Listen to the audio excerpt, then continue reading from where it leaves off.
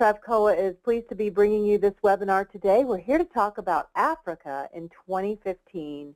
And here to tell you more about that is Kathy Holler, who is in charge of business development for Travcoa. Welcome, Kathy. Thank you, Lee, and good morning and good afternoon to all of you that have joined me. And I believe we also have some that have joined us very early from down under in Australia. So thank you for anybody that got up early to join us today. But my name is Kathy Holler, and I am very pleased to be the presenter today to introduce you to a continent that I am passionate about, which is Africa. And as many of you know that have attended my webinars, I do have to get a little housekeeping out of the way. So I'm going to give you, if you haven't joined us before, a little update on Travcoa, who we are. And for those of you that know this already, it's just another reminder, just like when you're on the airline and they tell you to fasten your seatbelts. We've got to do it again. Anyway, so we'll start off that one of the things about Travcoa that is really important is our longevity. We have been in business for 60 years. Last year was our 60th anniversary. And so for 6 decades, we have been a leader in luxury travel. Our legacy is very deep in the luxury space. We really have been a first in many of the destinations, and I always like to point out that in 1963, Travcoa actually worked with the East African government to initiate game viewing and photographic safaris, where in the past safaris were mainly hunting. We actually were the ones that launched the photographic safari program in East Africa, not some of the other brands that you might know about. So that's why it's exciting today, because Africa has really been a part of our soul for so many years. We've had many other firsts in terms of opening up China for the American market. We did the first gorilla tracking safaris for tourists in Africa, where we actually hired pygmies to guide the travelers through the rainforest. So again, some really unique innovations here in terms of destinations that are now core to luxury travel. Now, one of the things in 2009, we introduced our independent journeys, which today we call private journeys, which are our FIT program, and I'll introduce you to that today too. We have 2 brochures, and yes, we do still print brochures. On the left-hand side is our small group luxury tours. We call it the World Traveler's Dream Books. These are our pre-scheduled, escorted small group luxury tours. And each year we have a collection of some of the finest products that are in the marketplace to destinations around the globe. Our new version of the 2016 World Traveler's Dream Book will be coming out in the next 2 months. On the right-hand side is our private journeys, and this again was our FIT program of pre-designed itineraries, which I'll introduce you to in a moment. Now, what is a Travcoa escorted journey? What is a differentiation for us? And I think the importance is that we were always doing small groups. We never went above 18 guests. There are other companies now that are starting to move into our space in terms of maximum of 18 guests. And we still are different, and I like to say that a couple things that really set us apart. We are all-inclusive, meaning the price you see is your client's budget. That's what they pay. There's no optionals to buy. There's no missing meals. It's all included. The gratuities are all included. The only gratuity we don't include is the travel director, who is like the concierge leading the trip, and we leave that to the discretion of the guests. But everything else, porterage, local guides, if you're on safari, can get very expensive with all the tipping that goes around. That's covered. We take care of that. The Dine Around, which I'll talk more, is a unique, exclusive dine experience that Travcoa offers. And of course, our travel director is really like a traveling concierge that is with the group. Our accommodation style, higher end than any other company. We also use club floors in many hotels, and hotels with a sense of place. Expert local guides, the premium excursions, meaning they're all included. A big thing for us, you can ask everybody else if they do this, and I don't believe they do, which is a window seat for everyone. So if we have 18 people, our coach size is a minimum of around 40 seats. If we have only 8 people, again, we'll have a 20-seater coach. So even though you're traveling as a couple, you each get your own window seat. And so it just means everyone can spread out. We basically have 3 ways traveling by land, water, and air to over 100 countries on 7 continents. So we really do have an escorted journey product where most people want to go. We don't have as many departures as some companies do, but again, when you were looking for a discerning client wanting the best of the best, that is the Travcoa escorted journey. Now, the private journeys Same quality of experience, same quality of guides, same quality of hotels. It's just now it's for an individual. So rather than having a scheduled departure date, most of these depart any day.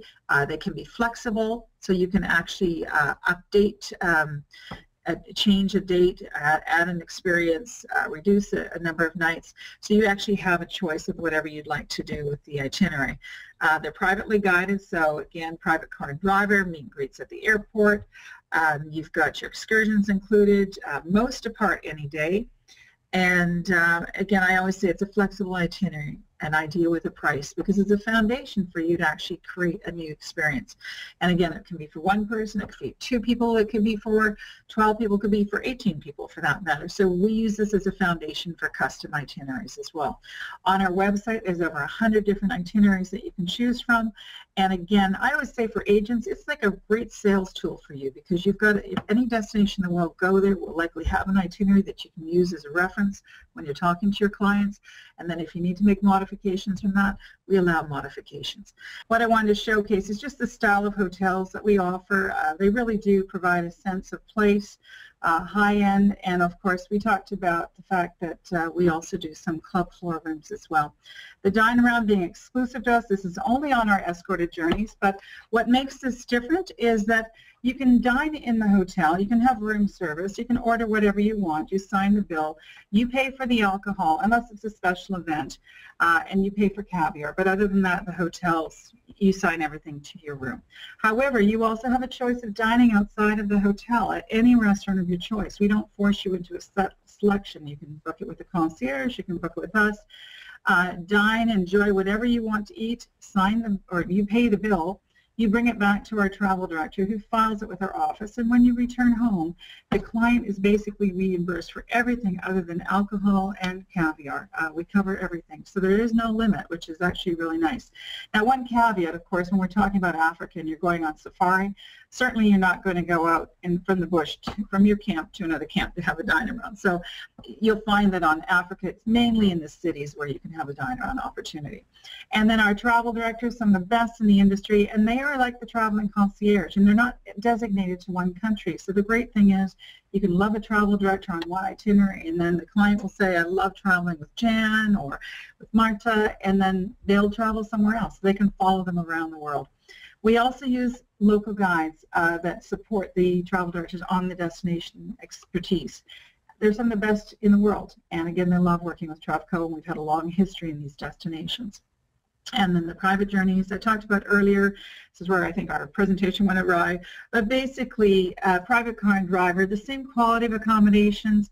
The importance with us with private journeys is that we also have the volume buying power because of our group business. So on an FIT basis, we would be very much like a ground operator in some ways in terms of quoting on a net basis. You can tell us the markup that you want. We can process the credit cards of your clients in currency in U.S. dollars at the retail price, and then you receive the commission. We also don't charge credit card transactions fees, and you won't have to worry about wire transfers. So when you're doing international FIT, we're actually a great resource for you. And then as mentioned, custom journeys. So any private journeys tend to also be the benchmarking or the foundation for custom journeys, where you can custom design a trip of your choice.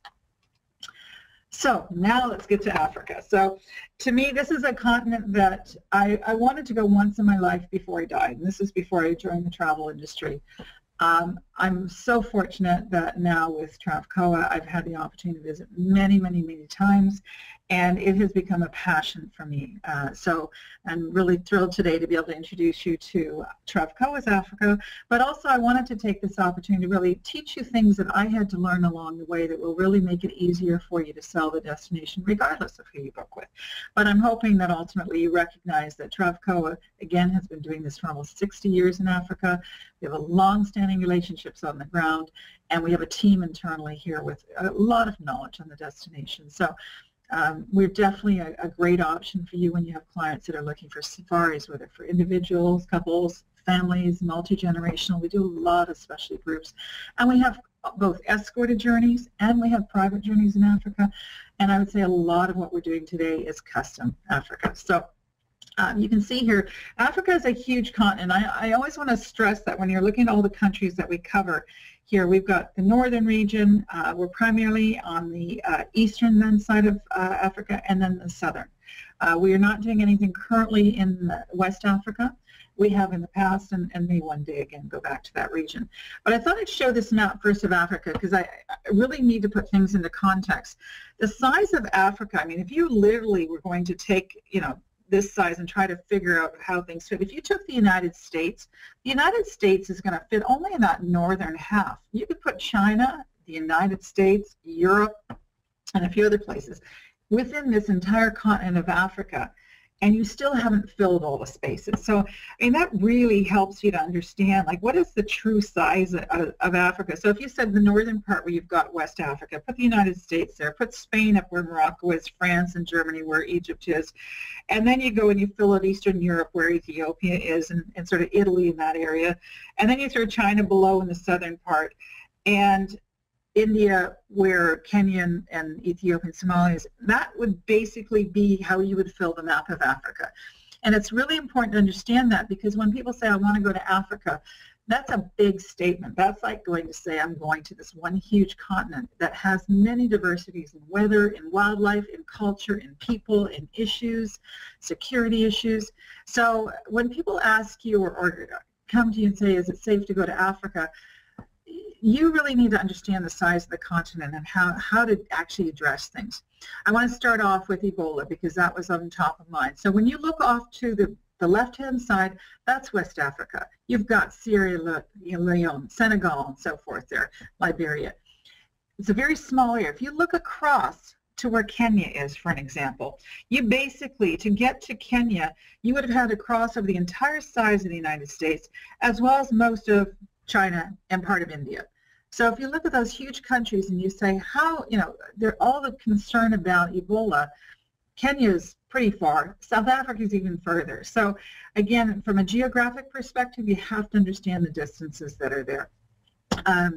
Today we're going to be talking mainly about the northern parts, so Morocco and Egypt and Ethiopia, and then into Kenya, Tanzania, into Rwanda, and into Uganda, and then down into Zambia, Zimbabwe, Namibia, South Africa, and Madagascar on the island. So that's sort of the region that TravCo covers today. So I'm going to whip through, just give you an idea of some of the itineraries that we have before I get into the more education. So Minutes and Medinas in Morocco is an escorted journey. I love this trip, partially because I was part of designing this trip, but I think it has all of the highlights with, you've got Rabat and Volubilis, which are the Roman ruins, Fez, which is an amazing, amazing city, which with its Medina that is so rich and authentic. And then from there you visit Casablanca, and then down into the High Atlas Mountains. You get to actually stay at Sir Richard Tamadot's in his wonderful retreat in the High Atlas Mountains, which we actually use for our groups. We go into Marrakesh, and then you go down into the desert. You can see the desert camp here. You actually stay one night in the desert on our longer trips. We also have a private journey that is very similar to this. So if you don't want to go with a group, you can try it similarly on your own. And then the next slide, I can get this thing to move here. There we go. So Cultures in the Cradle of Humankind, Ethiopia. Again, this is one of the, I think, most extensive Ethiopia programs in the marketplace. This is an escorted journey. You can see there's 3 different departure links. The shortest is concentrating on the northern loop from Addis Ababa up all the way up to Lalibela and Gondar and into the Simien Mountains. The longer ones, the 16 and 17, they take in the southern route. Now, for some people, they're just interested in the culture and the history, the rock churches in Lalibela. They're going to do the northern cycle. For those that want to learn about the tribes, and there's some remote tribes there, tourism is really not developed there, they'll add on the southern route from Addis Ababa down to Arba Minch and Jinken Konso. So that is just full of rich culture. A trip that's not for everyone. It's a hard trip because of just the cultural differences. The accommodation is, I'd say, around 3-star. Food is different, but, you know, rich culture for somebody that's really looking for destinations. Now, the Grand Safari, one of my favorites, it is the iconic African safari. It's where we started our business in 1963. It's East Africa. So Kenya and Tanzania. Again, this is an escorted journey. We also have a private journey that you can do, and we do a lot of custom bookings. This one does a loop through Nairobi into Amboseli, where you have fantastic views of Mount Kilimanjaro, down into Tanzania, Arusha, Lake Manyara area, which is the Ngorongoro Crater region, up into the northern Serengeti, and then crossing back over into the Masai Mara and into Nairobi, and different departures, including one that's around the Great Migration time on the Mara River up in the Masai Mara. The Botswana's Wild Kingdom, this is a great combination because it combines Victoria Falls with the wonderful safari experience in Botswana, and also with the Zambezi Queen. So you actually have that river safari experience as well. So again, a wonderful itinerary. And we do a similar one for private journeys. Essence of South Africa, again, a wonderful trip. It's the last year that we're going to operate it this way. So if anyone wants to go in 2015, including the Blue Train, this is the year to do it.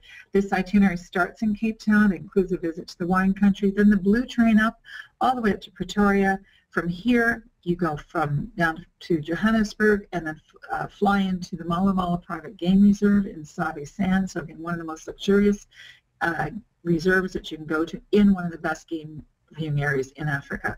And then we also have an extension into the Swala Kalahari, which is the Kalahari Desert of South Africa. So this is, again, a unique trip, and it will not be offered again in 2016 the same way.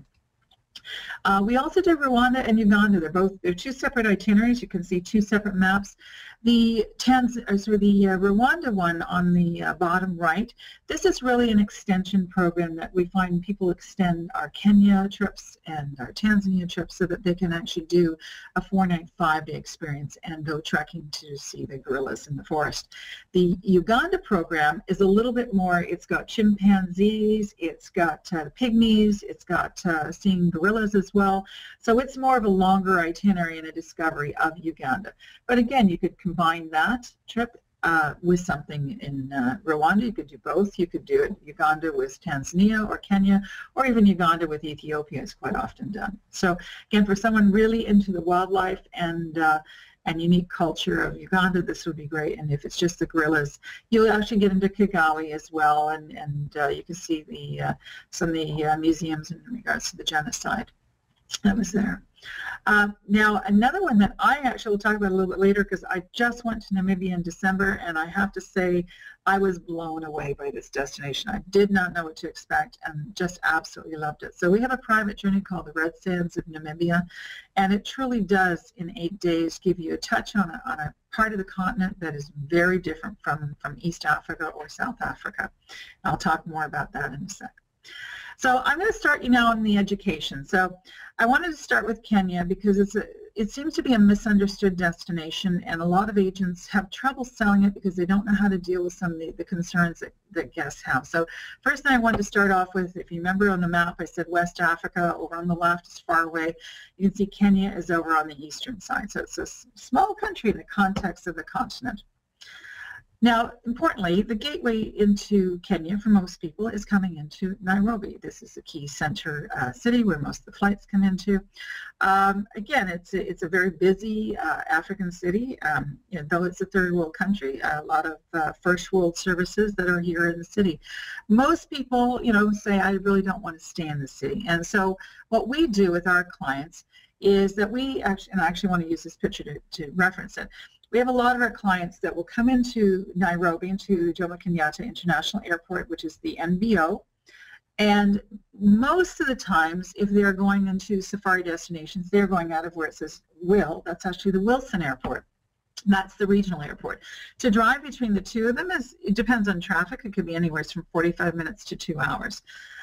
You'll find that most people that are going to fly in will actually need to work with these two airports.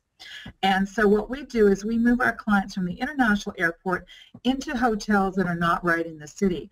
Our favorite is Hemingway's Nairobi. It's a wonderful 84-room property. It's in a gated area in the Kirin district, which is the Ngong Hills. It's just a gorgeous setting, beautiful property. You can see the rooms here are stunning. And again, this is, I would say, our favorite hotel for our escorted as well as for our private journeys. Now, we also use another property on Malata Custom, and you may have heard the Giraffe Manor. It's a fairly pricey place, but for families and for people that really want a unique experience, it also is home to the Giraffe Center, so you can actually go here and experience the giraffes in the center, but also they have a habit of sticking their necks to the windows during breakfast. So a lot of fun interaction there. And also all of our clients that are in Nairobi tend to wish to visit Daphne Sheldrick's Elephant Orphanage, either at the beginning of their trip or at the end. And you can also adopt a baby elephant. These are rescued elephants that are being nurtured, and you have an opportunity to actually support the orphanage, and you choose your own elephant to adopt. Now, when you're traveling in Africa, people always ask, what are the planes like? Majority of the aircraft that you use for safaris are Grand Caravans. They can go down into smaller Cessnas as well. I mean, it depends on how many people have booked in a flight. I have been in an aircraft that take only 6 people. I have been in an aircraft that takes only 4. Majority of the time, it's a Grand Caravan. They tend to run on almost a scheduled circuit. You can also do charters, and it depends on the number of people that you have and the size of aircraft. The value for a charter is you control, of course, the times that you come and go. The negative is, of course, it costs a little bit more. So the circuits with the Grand Caravans are great. Now, I wanted to show this map because, again, to give a perspective of where most people go. So you can see on the map you start in Nairobi. The majority of visitors tend to go to the Masai Mara region or Amboseli. And a lot recently have been going up to the area that says Nanyuki and Mount Kenya National Park, or Lewa Downs Nature Conservancy, or a bit further, the Samburu Reserve. So each one of them have their own airstrip. You can't drive between these comfortably. The distances are quite far. But the main important thing is just to know where Nairobi is and where these regions are. So if you wanted to go to Lewa, to the Nature Conservancy, and you wanted to go to Amboseli and the Masai Mara, you're basically flying through 3 different segments. And most of them will actually come back to Nairobi first to connect. So you could go Lewa, from Nairobi to Lewa, Lewa to Nairobi, Nairobi to the Masai Mara. Sometimes there might be some schedules that bypass it, but generally Nairobi is the connection point. I also want to reference that you can see where Somalia is here, and as you know, there are issues going on in Somalia. So that eastern side of Kenya, you wouldn't normally go to anyways, and if there have been issues that you've heard about in the news, that's where it occurs. You can see how far away you are. I want to show where Mombasa is on the map. Mombasa is over 800 kilometers, or basically 600 miles away from the coast. So when people say, oh, there was stuff that happened on the coastline, you are so far removed from it that you really are away from the areas of most of the impact. So I always challenge people when they're concerned about Kenya. Kenya, the minute you leave the commercial areas, you're in the bush, and things do not happen in the bush that are not wildlife oriented. It tends to be. So definitely I feel that Kenya is safe to travel to. You obviously have to always keep alert, but in the cities, but where most of the issues are happening, I don't see that experience happening. Now let's go to the positive stuff about Kenya, which is why you need to go there. And actually, I'll tell you, if you have clients thinking of Africa, this is the year to do it. 2015 for Kenya, because of all the issues that have been going on, their business was impacted. There are so many deals right now that we can get for you. Stay 3, pay 2 nights. Stay 4, pay 3 nights. Combinations of different lodges. Some great savings. So 2015 is definitely the year for clients that are looking to go, and we're trying to get a deal. But the Masai Mara, of course, is known for its concentration of wonderful wildlife and game viewing. Some incredible camps. I wanted to show this one here. We've used this year. It's brand new in the last year, called the Eliwana Sand River Camp. It's like being out of Africa. It is a tent, but from that, you look here, there's your deck, and here you actually, this river actually is the Sand River, and on the right-hand side is Tanzania, and on the left-hand side is Kenya. So you actually will see wildlife here too. You can't cross over to the other country, but it's kind of cool that you can see it from your deck. The wildlife is extraordinary. Anyone that's gone on safari knows that, you can't get enough of it.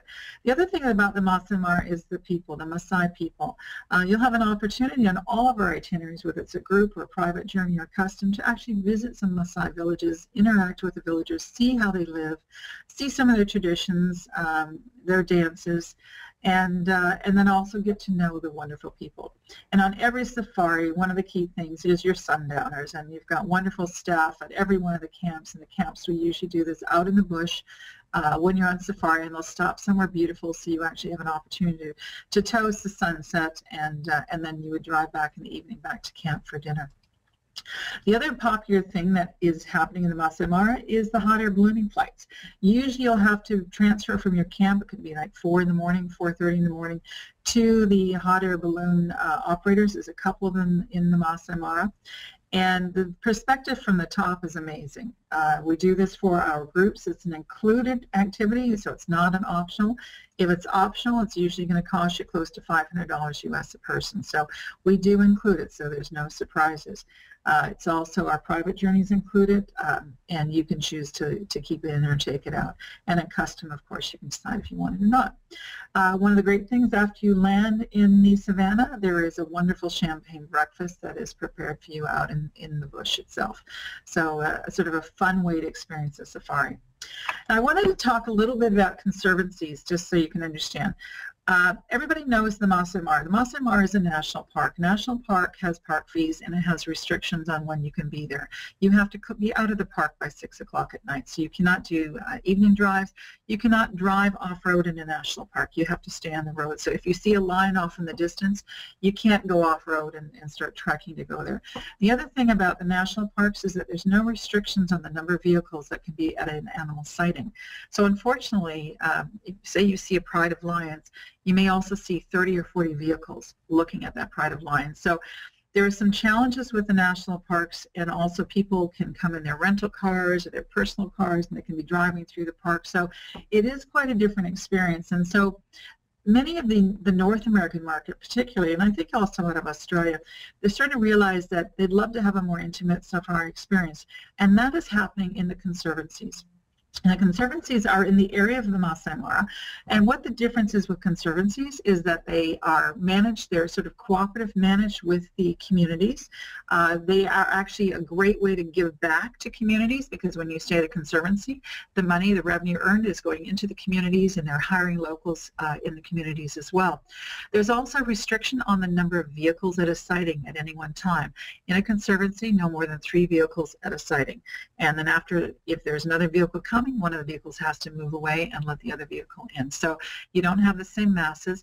You also don't have restrictions on when you do game drives. You don't have to be back at camp at 6 o'clock. You can do evening game drives for nocturnal wildlife viewing, and on top of that, you can do walking safaris with your guide. So there's a lot less restrictions, a lot more interaction with wildlife, and you're also giving back to communities by staying in a conservancy. And some of the best camps right now in Kenya are in the conservancies, such as Mara Plains, Elephant Pepper Camp. There's quite a few of them up there. And then you'll find there's some camps that are not right in the conservancy, but they're just outside of the park gates. Those are also great, but just keep in mind that most of their driving then is going into the national parks, and so they do run into some of those issues with crowds and schedules of when you have to be out of the park, and the park fees too. Now, the big thing everybody talks about in Kenya and Tanzania is the Great Migration, and I've been very fortunate to have seen this about 3 or 4 times, and you never know when you're going to see it, if it sees it, but there's a cycle to when it happens, and I'll show you in a second. But this is when millions of wildlife are moving up the Serengeti, and they're going to cross the Mara River, and it is quite a spectacle to see when they're getting ready to cross. Masses, it takes one decides to jump into the river, and then the rest sort of follow. So it's mainly the wildebeest. You'll find some zebra as well. But this is what the danger is. There's crocodiles in this water. So this is like the National geographic type of image that you'll often see of the migration. This is what people are going there that are great photographers sitting there waiting to see what happens. And there's also this waiting on the other side of the river for them as well. So it's a very treacherous thing for the wildebeest to cross. Now, give you a perspective on the map. There's a border between Kenya and Tanzania, and of course the wildebeest and the other wildlife do not know there's a border. So they move freely between the Masai Mara National Reserve and below into the Serengeti National Park area. And again, there's a cycle that they move in. And to give you an idea here, the migration route. So people always ask, when is the best time that I should go to Kenya or Tanzania? So a lot of what we see is July and August, because when you get to that border between Masai Mara and Kenya and Tanzania in the northern Serengeti, that's where the Mara River is. That's where that crossing is, where you see those pictures with the wildebeest crossing the river and the potential of the alligator getting them or the lions getting them. But the migration happens all year long, and that's the other important thing. You don't just have to go at that time of year. The difference is you're just not going to see the river crossing, but you'll still see the masses of wildlife. So depending on where you are, you can see in the southern part in February, you're down near the Ngorongoro Crater area. Then you're heading further up. You're up in the area where the Singida Reserve is. You've got on the right-hand side coming down.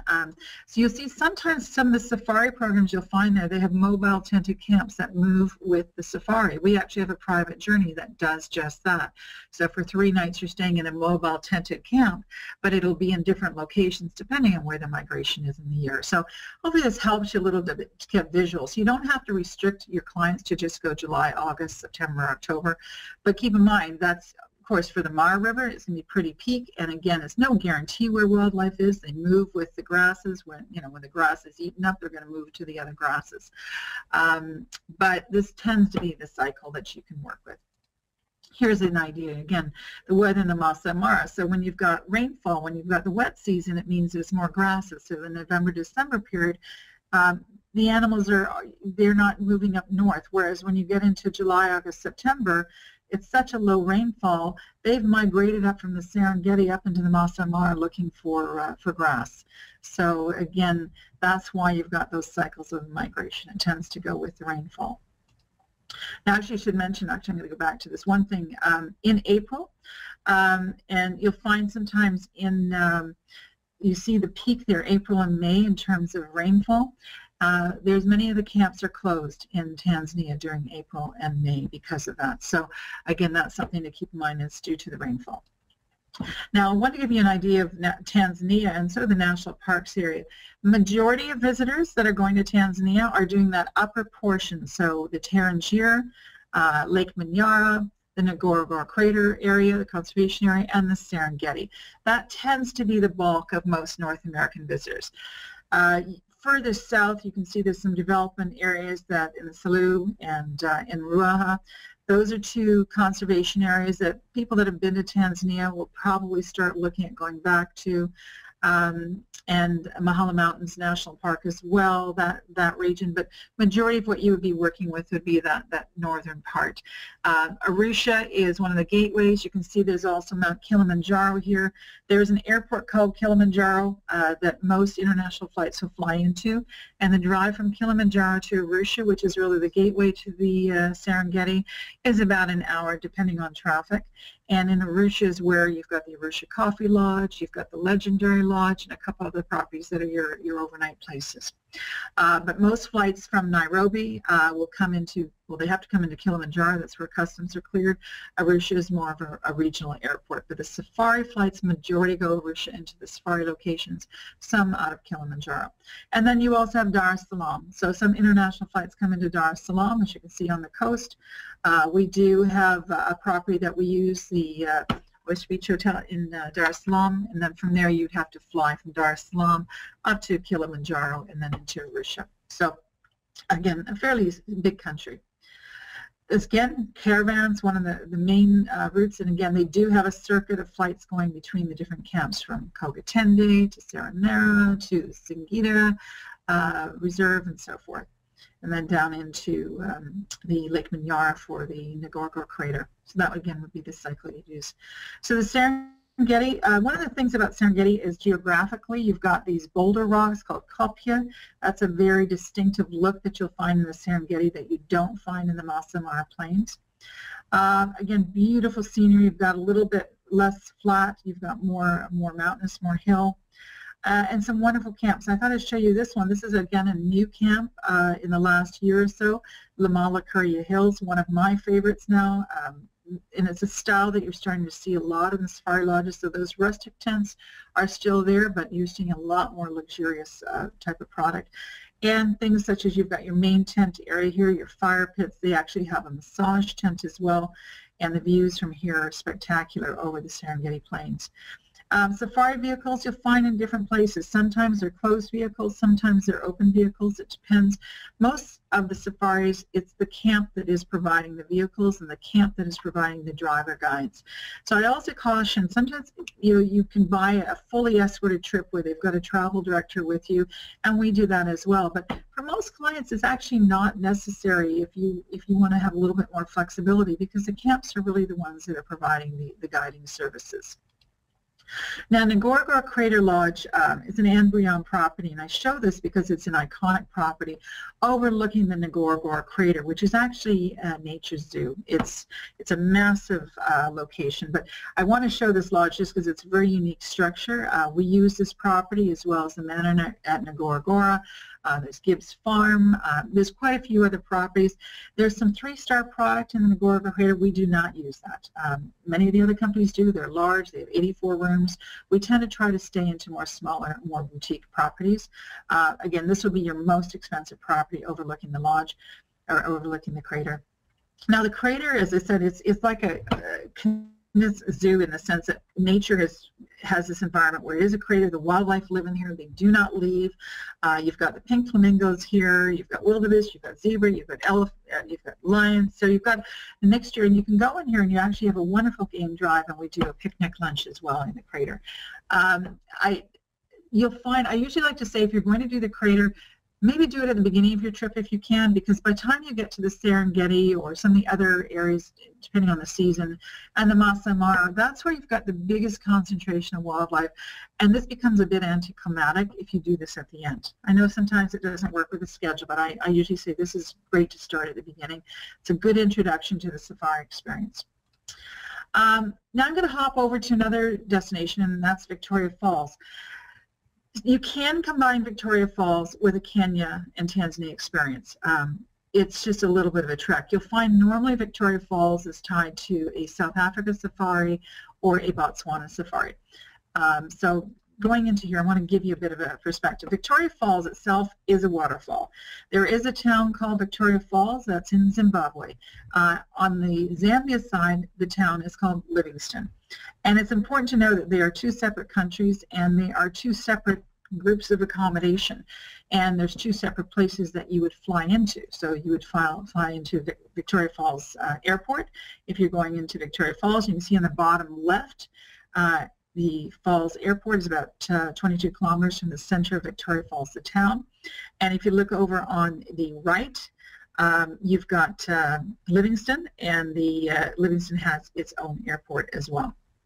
Now, there is a border post. You can cross the border here, but most people tend to either go to one place or the other. The falls view is actually better from the Zimbabwe side, especially during the time when the waterfall flow is a little bit lighter. But you also have some wonderful properties over on the Zambia side, such as the Royal Livingstone. Now, I will mention that just recently, and this is important to know, Zambia has been considered a destination where you need yellow fever shots.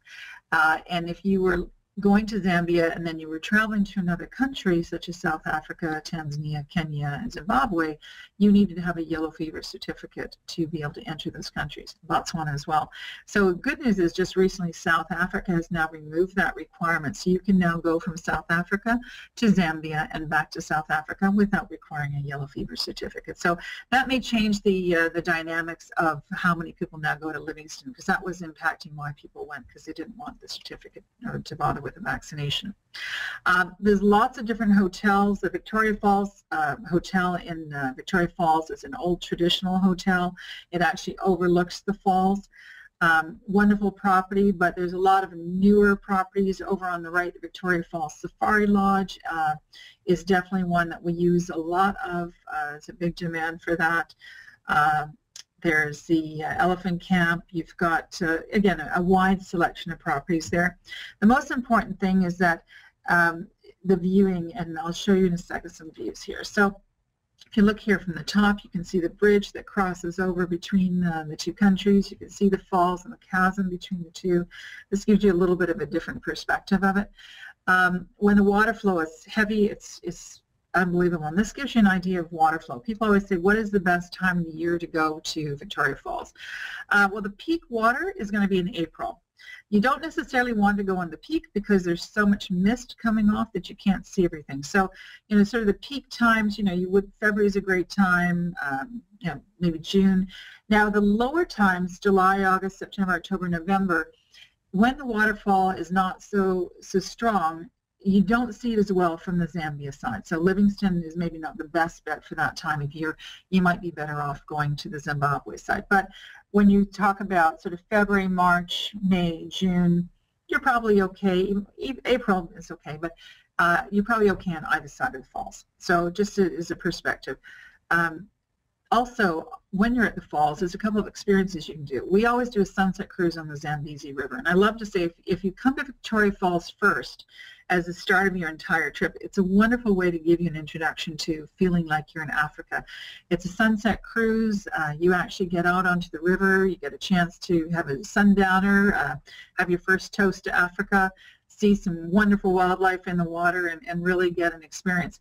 And you can actually get to Victoria Falls in the same day that you land in South Africa. So if you were coming from the U.S., you would usually arrive into Johannesburg early in the morning, and then a couple hours later you can connect to your flight to Victoria Falls or to Livingstone.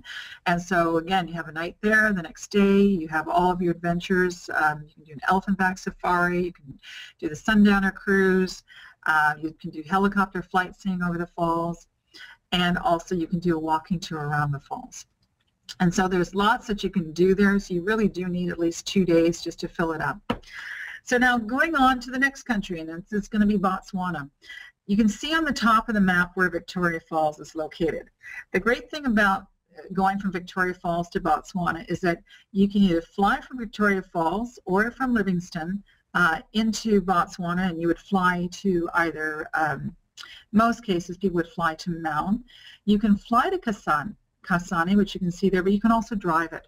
You can actually have a transfer across the border to Kasane, and from Kasane you can also pick up flights to go into Chobe, into Savuti, and then from there you would also be able to go down to Moremi and also into Maun. So you really have a choice, but that you can see Botswana is a large country and you're pretty much concentrated in that northern part.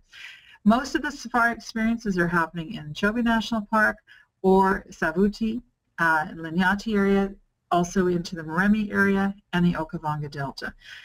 There's a little bit of safari experience down below where it says Central Kalahari, the Kalahari Desert experience, and also at in the Pans area as well, in salt pans. But I'd say most of your inquiries are going to be the Delta and up in Savuti and Chobe and Moremi.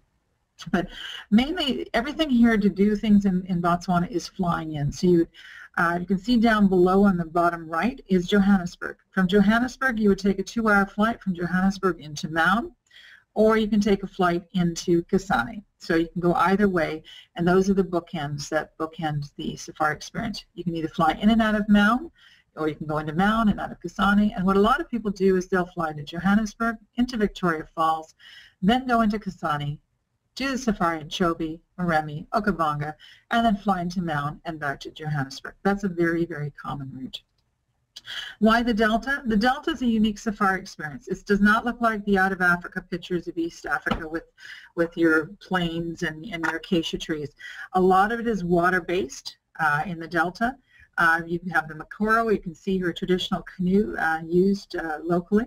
You can also go out by motorboat, and again, it's a very relaxing, different type of experience. You're not dealing with masses of wildlife in the Delta, but you are dealing with a different type of wildlife experience. You know, elephants walking through the water, and incredible bird life through here. And I love the Delta for the experience and the relaxation. You can also do walking safaris in some locations within the Delta.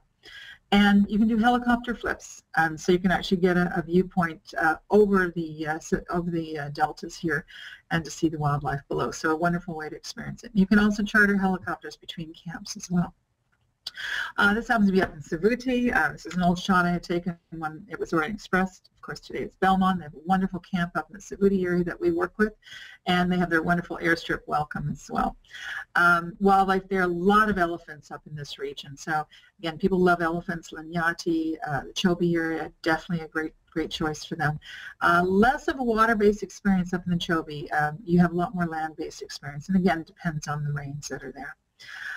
Now, that was a quick glance at Botswana. I'm just going to take you into South Africa quickly and start getting closer to wrapping up here. But again, South Africa is the most popular destination for the U.S. market right now and the Canadian market into the continent of Africa. Geographically, you can see where Johannesburg is up towards the top there. Johannesburg is the main gateway for international flights. Pretoria is the capital of South Africa. It is about a 45-minute drive away. What's important about Pretoria is that is actually where the trains go. So when you get off your train in Pretoria, whether it's the Blue Train or Rovos Rail, there's 2 luxury trains in South Africa, they actually end or start in Pretoria, not in Johannesburg. So there's a 45-minute transfer between the two. If you look further up to the right, you can see Kruger National Park, which is the famous national park, and right below that will be Sabi Sands. And Sabi Sands is again a park region that's one of the most prolific game viewing parks in Africa. So a lot of times you'll hear people wanting to go to the Sabi Sands. That is the region for it. If you go further down, you'll see Durban on the coast and down to East London and Port Elizabeth. That region is known as the Garden Route. And the Shamwari Game Reserve area, you've also got Addo Elephant Park. Wonderful area, no malaria there at all. If you come down now further along the coast, you're going to see the Cape Point and you're going to see Cape Town in this whole Western Cape area.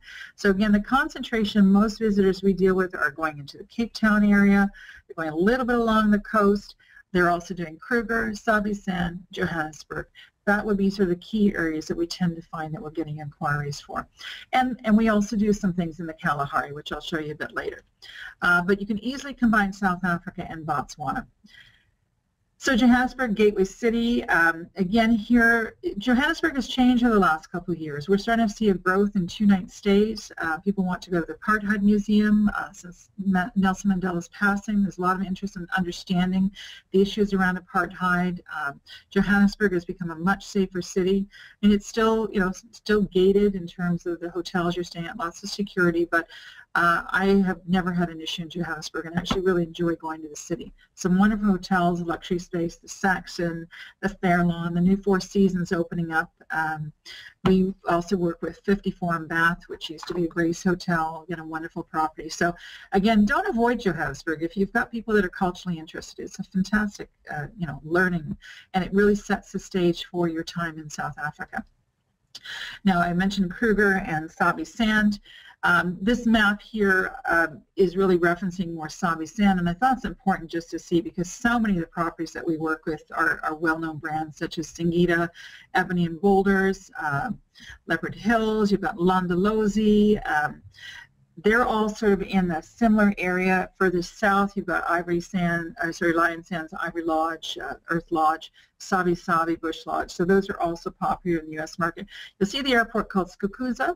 Now you can actually fly from Cape Town to Skukuza and transfer in. So it's actually a very quick link there for you. On the right-hand side across the river, you'll see Mala Mala camps. We work with Mala Mala Rat Race, which is a much more higher-end camp. You've got Lusaba way off on the far left, and then of course Kruger. The big difference here again, Kruger is a national park, so again you have the same restrictions about no off-road, no walking safaris, restricted time to be in the park. When you're in Sabi Sands, you have a lot more flexibility. There's also, because it's a game reserve, there's also communities that you can go and visit within the Sabi Sands Game Reserve area. Of course, while you go there, incredible wildlife viewing.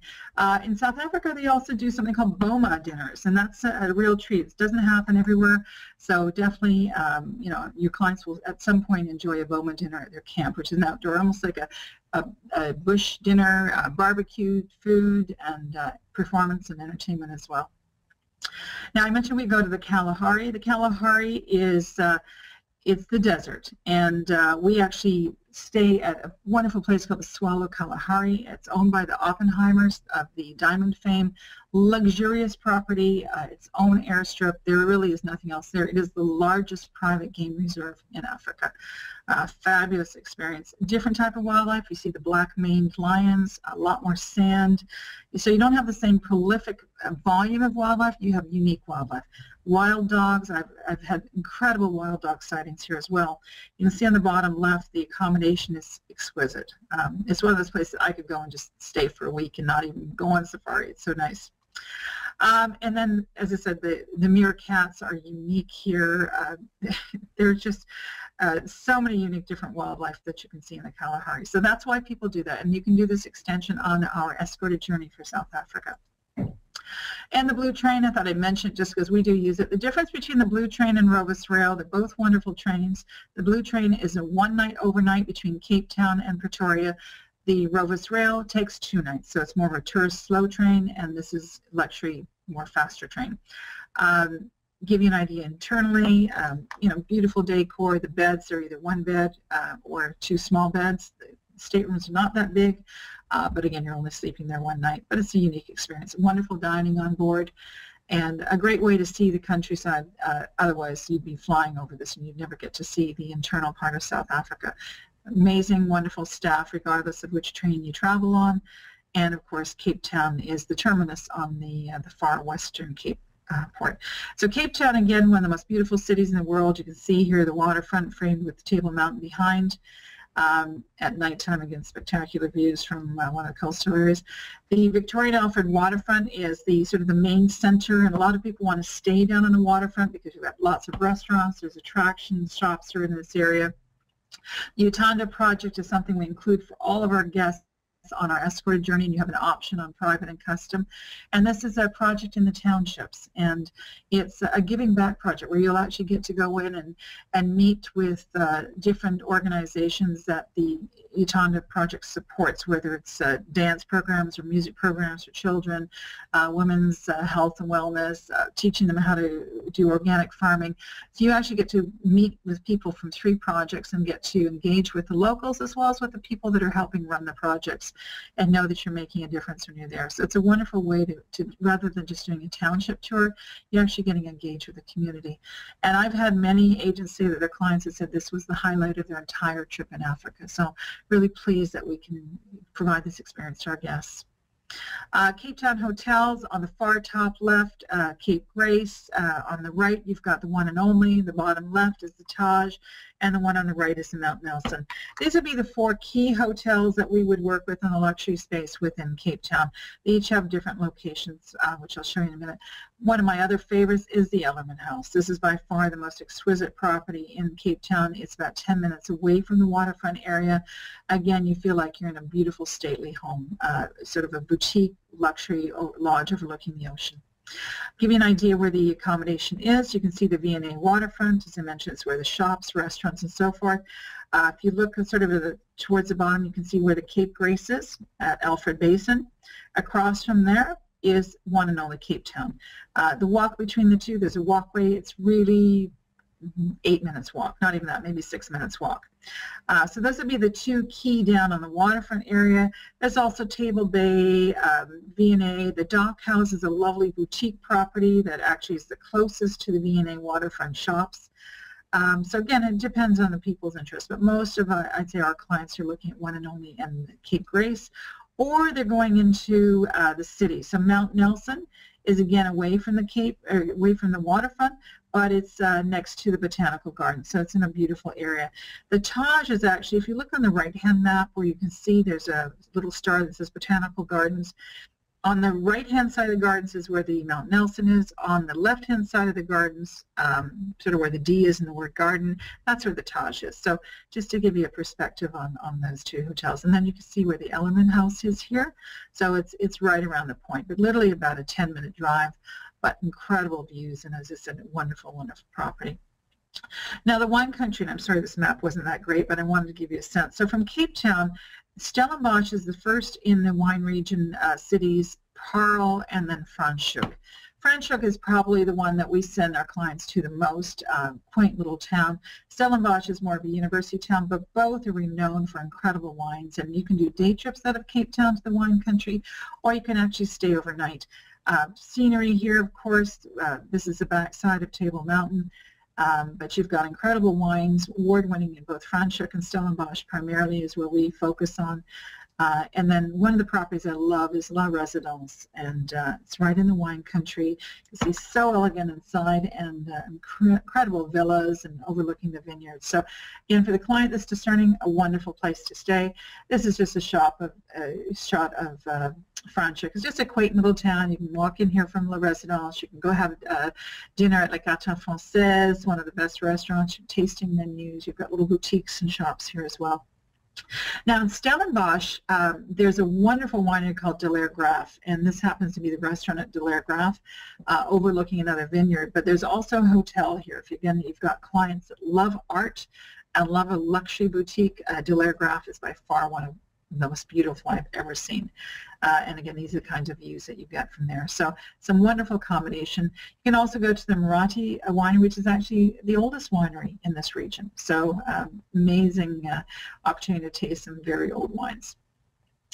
So the Cape Peninsula, that's the last thing. So you can see where Cape Town city center is. On the left-hand side, you've got the coast there. So you've got Bantry Bay, Clifton, Camps Bay, Hout Bay. So when people are doing a Cape Town visit, they're always going to do usually a Cape Town drive as well. So you've got going into Table Mountain National Park. You can go into the Kirstenbosch Botanical Gardens on the other side of the park. Constantia is another part, wine country region, and there's also some beautiful properties near there. And then if you're doing a longer drive, you'll end up down in sort of Simonstown, Fishhook, and you can actually drive all the way out to Cape Point. So not all of our clients will go that far, but most of them will do the coastal drive at some point down to Boulders, the Boulders Beach, which is known for its penguins. So this is sort of the day trip experience for the Cape Peninsula. Give an idea of some of the views that you have here. Again, extraordinary. And you also have a funicular up, so you can get some incredible views from the top. And then the Cape of Good Hope, and of course the baby penguins. And then Hermanus is on the coast. It's a bit further, so it's going to take you about a 3-hour drive from Cape Town. And Hermanus, one of the favorite hotels there is the Birkenhead. Again, beautiful beachside if you want views of the ocean. So again, for your clients that want to taste of what it's like on the ocean, this is definitely the place to go. Or the Marine in Hermanus. Again, up in a bluff, incredible views and great accommodation as well. Now, next from Hermanus, you drive about 35 minutes further and you get to a place called Gans Bay. Gans Bay is where you do whale watching and you also do shark cage diving. And the important thing is you'll see if you're in Cape Town, sometimes you can do a day trip to Gans Bay to do whale watching or shark cage diving. I caution on that your clients are going to have to leave at about 4 in the morning, and they drive all the way out here. So they're driving about 4 hours, and there's a chance that the cruise could be canceled because of weather. So I always hesitate when people are planning to do it out of Cape Town. If you really have someone interested in doing shark cage diving or whale watching, you might want to have them base in Hermanus or Gans Bay, because if whether they cancel the trip, they can do something else, and then hopefully the next day have a chance to try again. So again, that's something important. In Gans Bay is a beautiful property called Propos, and it's on its own, its own reserve, and beautiful. It has two, the Forest Lodge and the Garden Lodge. This happens to be the main lodge for the Garden Lodge. Beautiful rooms, but they're actually suites with living rooms and everything else. They do have a boma there. And they do flower safari. So you go on not a game drive, but a flower safari. You really learn about the vegetation, and you can see from here off their reserve the beautiful coastal area. And this is me. I was doing shark cage diving in Gans Bay. I'm going to tell you what an experience, the great whites. And here's a wonderful 5-meter female that has just bashed our cage. So a really thrilling experience. Or you can go whale watching. So those are, again, the 2 activities on the Marine Coast. And then, of course, the sunsets from here are spectacular. So a wonderful way to end the day with a glass of champagne. And then lastly, and I know I'm running out of time, but I want to quickly show you Namibia. If you have not sold this destination, I highly recommend you start putting it into the portfolio. I would combine what I'm going to show you now with Botswana. It's a great second-time visit. You can fly from Cape Town or Johannesburg right into Windhoek. From Windhoek, if you want to do the southern part, and then fly from Windhoek afterwards straight up into Maun in Botswana and do the safari experience. I should say Namibia has great safari up in the northern region, Etosha, that region. But if you really want a contrast between 2 destinations, I'd say the portion from Windhoek over to the coast from Walvis Bay, Swakopmund down, is where you're going to have really unique scenery. So this is sort of what you can see, the sand dunes of Namibia. On that southern portion, the Skeleton Coast. You fly over the Skeleton Coast. There's only 2 places in the world where the desert feeds into the ocean. One is here, and the other is in Qatar. Incredible scenery, and you definitely need to fly over this to get the perspective. There's nothing else there except the desert leading to the ocean. The Himba people of Namibia, nomadic tribes. These are mainly up in the northern region of the country. And then the desert-adapted wildlife are more in the north. So lions, elephants, oryx, they all have adapted to living in a very dry environment and different ways of eating, sourcing water, and so forth. But fascinating, especially for photographers. You can see on the left there the contrast of the sand dunes. Again, you can climb up the sand dunes in Sossusvlei. And again, we did this. This is like an amazing experience, but the color is as rich as you see here. The experience is amazing. And some wonderful lodges. This happens to be Little Kalala, which is a wilderness safaris camp. Luxury accommodation in the middle of the desert. There's nothing else there. The sunsets from here are to die for. And again, the one thing about this region, you're not going there really for the game viewing. You're going for this really unique experience of geography, things like this where you can sleep out at night. They have a star bed. You can go up there and see these stars, and you've never seen anything so beautiful in your life as this place. And then from there you go into Namibrand National Reserve. Again, you've got the sand dunes, you've got the mountains, the contrasts are amazing. This happens to be Wolvenens, which is a luxury lodge, and I got to tell you, incredible, incredible views. From here, you've got views for hundreds of miles, and gorgeous scenery, but also gorgeous camp. This is one of the bedroom areas. And then this is what you wake up to. Like, this is the colors, and that's what I'll always remember about Namibia, is the colors of Namibia are intense. And then lastly, beach extensions. Everybody after a safari, you tend to be up early. You're pretty tired. So rather than going straight home, we find a lot of people want to do extensions. So Mozambique, Seychelles, Zanzibar, Mauritius, and Madagascar are all the common places. Give you a map perspective where they're located. Right now, Mozambique is probably one of the easiest to get to because from Skukuza Airport in the Sabi Sand, there's now flights you can take directly into Vilanculos in Mozambique, and from Vilanculos you actually have your flights by helicopter or boat into the different Azura primarily is what we use. Madagascar in itself can be a safari or a driving destination for touring and wildlife, but it also has some wonderful beaches. Mauritius definitely has come back on the radar, and Seychelles, of course, and Maldives. So lots of different places to go to. I would say Maldives tends to be one we don't see as much from Africa. Zanzibar, which is just off the coast of Tanzania, quite often combines with Tanzania. Seychelles would be probably the most expensive of the destinations, and Mauritius is actually coming on the radar as a great opportunity. Emirates Airlines flies into Mauritius and into the Seychelles, and so that's an opportunity as well. If you're using Emirates to come into Africa, you can route back to Dubai through the islands. We love groups, so just to give you an idea, if you're looking at Africa, we do a lot of groups. And you have a group 6 or more, we can save 5% on the escorted journey. If you pick a departure where no one is booked, you could buy it out with 12 people. Or if you book 12, the 12th person can travel free on double occupancy. So really do think of us for any groups that you might have inquiries for Africa for. We also have 7 Continents Club. So anybody that travels with us or has traveled with us before, they automatically save between 4 and 6% on their trips with us. And if they bring other people with them, they can transfer those savings to them as well. So a really nice way of honoring our past travelers. All the information I talked today about different itineraries can be found on our website. The left-hand side, the navigator, you just pick the country. But the most important thing for you as an agent is we have added a travel agent resource section. So on the top right navigation bar, you click on travel agent resources. It's going to take you to this page. You'll see on the left navigation there's a bunch of different things you can find here. Anything with a key on it means it's a lock thing. You have to have registered to see that. So it's important that you actually create an account. It's quick and easy, and then you can come back here and log in anytime.